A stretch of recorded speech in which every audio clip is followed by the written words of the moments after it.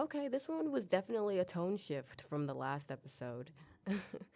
I did Amelia Perez, and that one was such a disappointment. I was really excited for that one. Like I said in that episode, that movie had been on my list for months, and because Zoe Saldana was in it, and I was very curious. It looked like an interesting idea, and the visual, like, you gotta understand, all I saw was the trailer of her dancing on the table in that red suit. Like, I'm thinking, oh, this musical, I'm excited for it.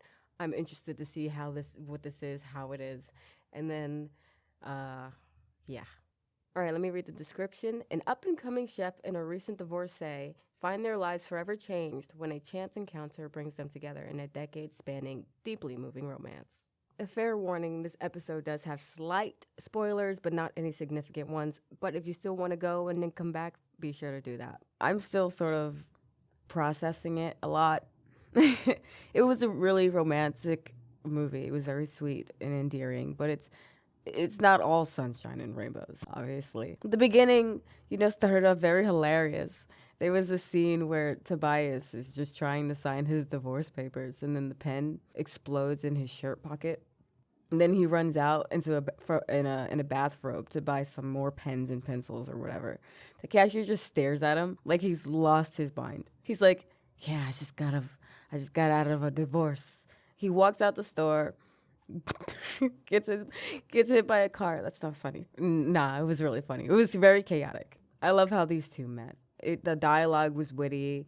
I had a suspicion that she was not just a random patient sitting there. You could tell they have like this instant connection, even though it's a bit awkward. This movie has this really cool non-linear structure, so it's jumping around from timeline to timeline, basically, to show you their relationship evolving over the decade. It works well, and the humor is perfectly balanced with the more serious moments that this movie has. I mean, we have Andrew Garfield and Florence. First of all, I never even thought that I'd seen these two in a movie together. We should look at that. These two are incredible actors. You have the old Spider-Man, and then you have the new, soon-to-be Black Widow.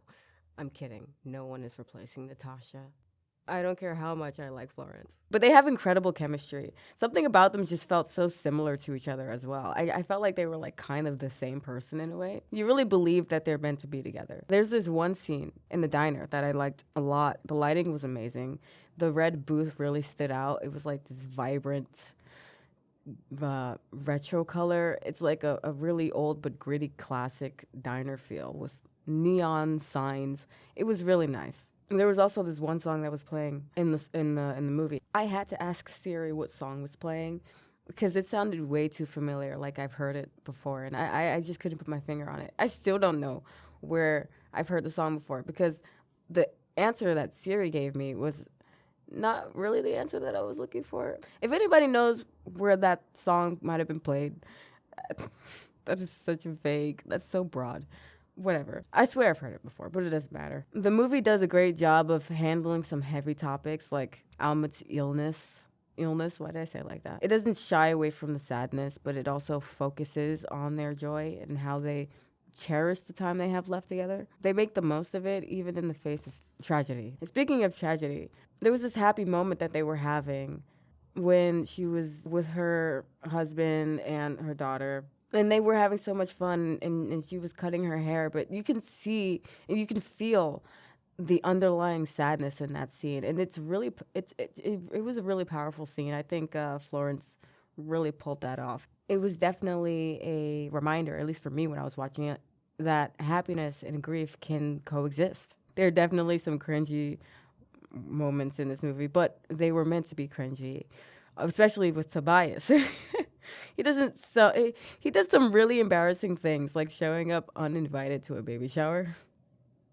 It's like kind of cringe in the way that it makes you want to laugh out loud.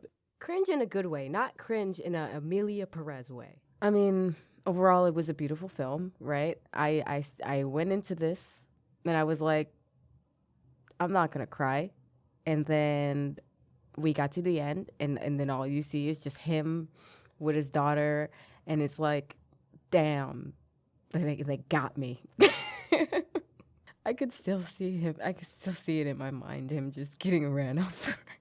If you enjoyed the episode, be sure to leave a rating on whatever platform you're listening to this on, whether it's Spotify, Apple, or any other podcast streaming platform. As well as don't forget to follow the podcast internal notifications so that you don't miss future episodes. That will be it for this episode, and you'll hear me in the next one.